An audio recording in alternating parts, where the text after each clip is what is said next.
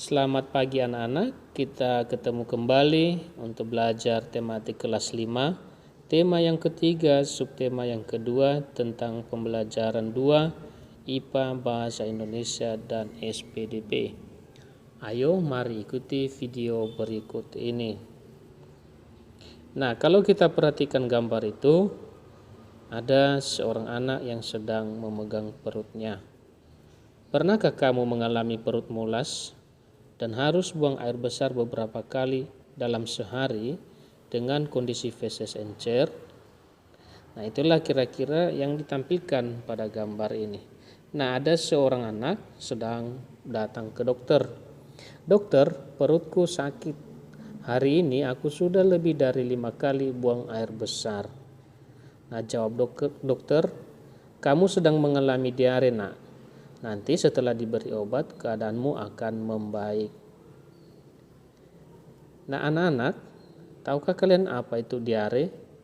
Diare adalah penyakit yang ditandai dengan buang air besar yang encer dan lebih sering dari biasanya. Nah, perhatikan gambar.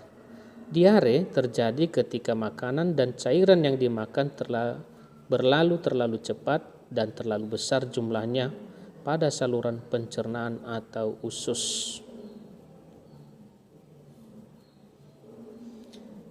Nah, jadi itu ya alasan terjadinya diare.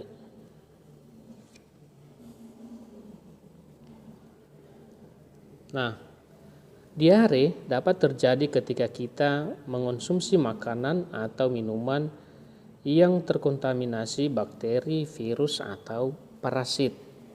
Nah, 3 hal ini bisa menyebabkan kita menjadi diare. Nah, diare yang parah apabila tidak segera diobati dapat mengakibatkan tubuh kekurangan cairan dan dapat menyebabkan kematian. Nah, untuk itu harus secepatnya ditangani kalau sudah mulai mengalami gejala diare, jangan diabaikan. Nah, penyebab diare. 1. Infeksi virus. Retrovirus merupakan penyebab diare pada anak yang paling sering terjadi, ya. Itu namanya. Lalu yang kedua, infeksi bakteri dan parasit. Nah, biasanya masuk melalui makanan dan minuman yang terkontaminasi. Ya, artinya makanan yang kotor. Lalu intoleransi makanan, ya, terjadi pada sebagian orang yang tidak bisa mengonsumsi gula pada susu sehingga diare setelah mengalami atau mengonsumsi produk susu. Ya, ada orang seperti itu, tidak boleh bercampur gula. Alergi makanan, ya, biasanya reaksi negatif terhadap obat-obatan. Berikutnya penyakit usus, menimbulkan diare kronis dengan banyak penyebab. Lalu gangguan fungsi atau saluran pencernaan. Nah, itu dia. Pengobatan diare. Yang pertama adalah meminum cairan oralit atau cairan gula dan garam.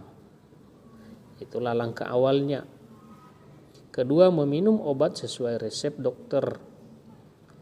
Ya. Nah, pengobatan pencegahan diare ada beberapa. 1. Mencuci tangan dengan sabun sebelum makan. Kedua, menutup makanan dan minuman agar terhindar dari lalat, kecoa, tikus, dan hewan-hewan yang membawa penyakit. Ketiga, minum air yang sudah dimasak. Dan keempat, tidak jajan sembarangan. Nah, perhatikanlah ini, 4 hal ini sangat penting untuk menjauhkanmu dari sakit diare. Jangan diabaikan ya anak-anak. Nah, kamu sudah belajar gangguan pada sistem pencernaan. Nah, penyakit tersebut dapat disembuhkan dengan obat. Banyak perusahaan farmasi yang memproduksi obat untuk mengenalkan produk mereka, mempromosikan melalui iklan. Nah, sekarang kita mau melihat iklan. Nah, dalam TV atau televisi kita juga bisa melihat namanya iklan.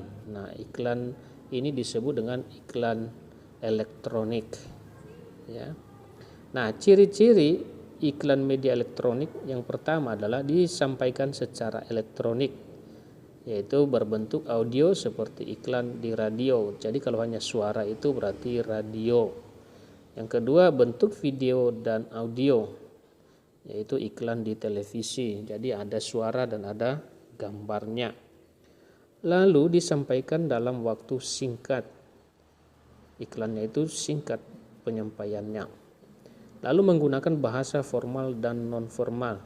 Nah, bahasa formal itu artinya bahasa yang resmi sesuai dengan kamus bahasa Indonesia.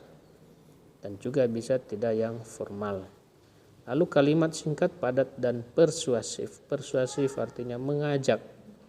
Berikutnya menggunakan intonasi yang tepat, ya, nada suaranya.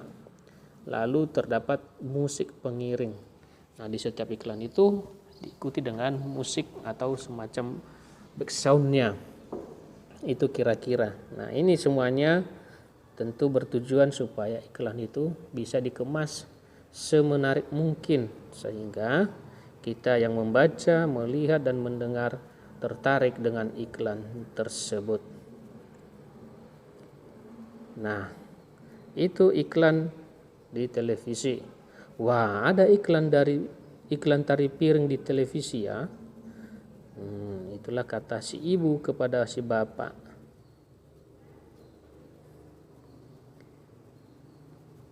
Nah, Indonesia memiliki keanekaragaman budaya yang tinggi dan ini tercermin dari tarian daerah yang dimilikinya.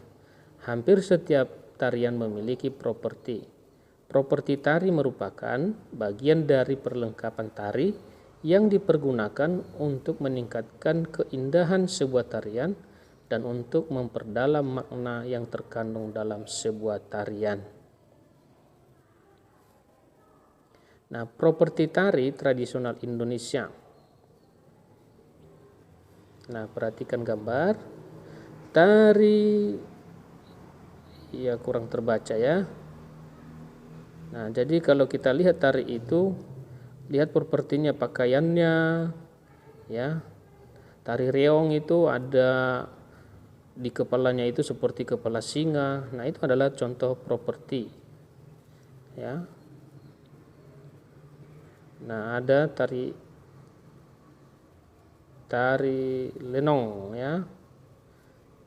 Itu kuda lumping, tari kuda lumping itu propertinya adalah, lihat itu gambar kuda lumping yang sedang diempit oleh para penari.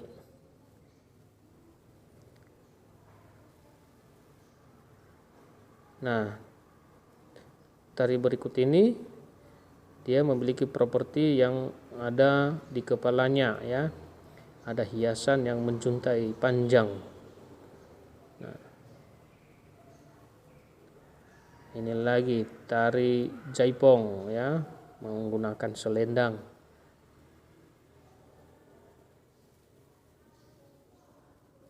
Nah, ini tari serumpung duo. Kalau tidak salah, ya, menggunakan properti yang warna biru, entah kain itu, ya. Lalu tari merak. Tari merak itu di belakangnya itu ada seperti sayap atau ekor merak yang dikembangkan, ya. Itu adalah kain yang diberi corak sedemikian rupa sehingga menyerupai merak, ya. Nah, jadi itu anak-anak pembelajaran kita pada pagi hari ini.